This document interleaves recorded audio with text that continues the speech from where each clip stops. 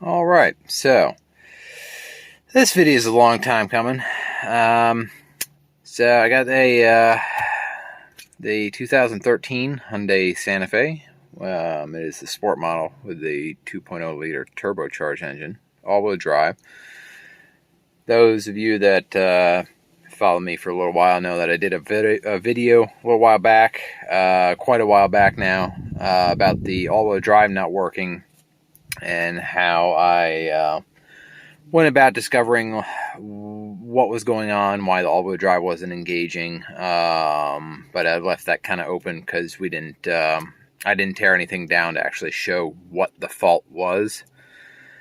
And I planned for quite a while to make a video on that. Actually, a while back, I filmed a good bit of a video pulling that system apart and showing what was wrong with it. And there's a bit of disappointment there because I thought it was the transfer case, but it's not. So here's this video. I'm tearing into this car now due to some issues, so we're going to have a look at it here. Let's just get the hood open. Oh, hello. Yeah, so everything's tore out. In fact, the whole nose of the car is tore open right now. So I had an engine failure. Not the common failure that happens to a lot of these engines. This one was actually unique. I'm going to make a second video about it. I always kept really good oils in this engine, and so I did not have a lower end failure. This car has 125,000 miles on it. Original engine, original block. The recall was not done on it, and the lower end was still okay, despite the mileage and the known issue with these. It turns out a lot of the engine failures is actually just because of the oil consumption, and people never check their oil, so they run the engine out of oil, and the lower end blows out on it. So I've got the engine out and on a stand, but obviously I've got the transmission out too, and this is where the failure is. So at first I thought, that something happened with the transfer case, and the transfer case bolts in right here, but the transfer case is fine. Alright, so here's the transfer case, and there's no actual shifting ability of this transfer case. It is just a gearbox that transfers the torque coming out of the transfer case and the CV axle running to the passenger side to torque running to the rear, and it is spinning all the time. So no issues there. The oil's fine. There's not really any play with it. This transfer case is just fine, and as you can see, there's a bit of wear on these splines, but they're fine. I'll clean them up and grease them. So where the failure is in the transmission itself. So as you can see here, if I get in close, the splines are completely gone on the transmission side, and there's a good bit of rust in there too. And when I had trouble, when I first went to pull the transfer case out, I had trouble pulling it out because the rust was so bad and so packed in there from those splines failing that it was kind of stuck. Once I got it out, it was just like tons of rust dust coming out. So yeah, the splines are smooth as can be, don't grip anything.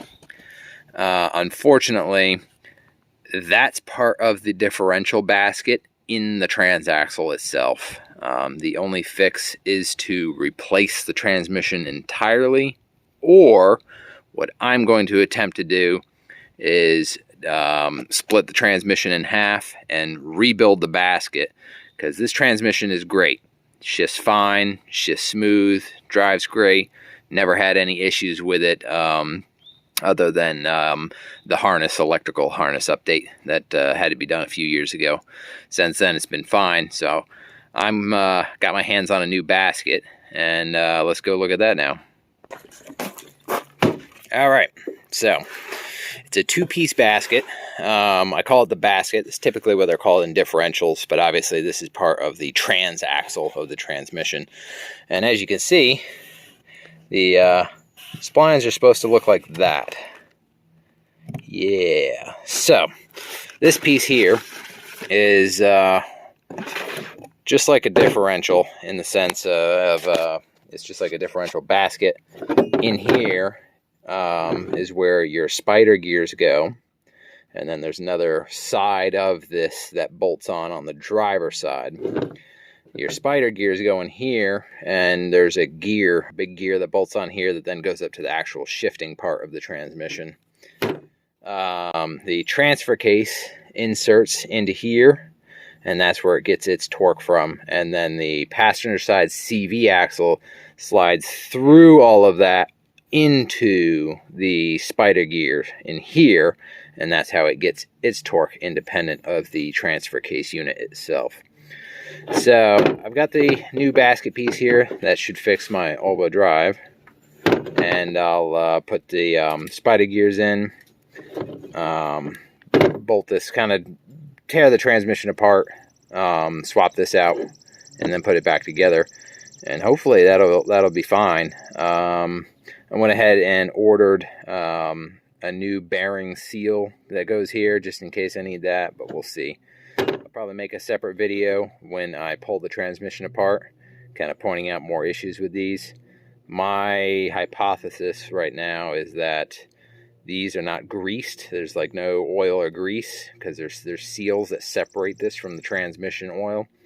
And from the factory, they don't grease the splines, and so they rust and then they wear out. And this being cast steel, whereas the transfer case is like a high-grade machine, stainless almost, I think. It's pretty like a hardened steel. The transfer case is fine. The cast strips out, and then you just get a huge mess, and you lose your all-wheel drive. So that's the problem with the Hyundai HTRAC all-wheel drive system when I lost the all-wheel drive on it. So, well, hopefully this has been informative. Stay tuned for more videos.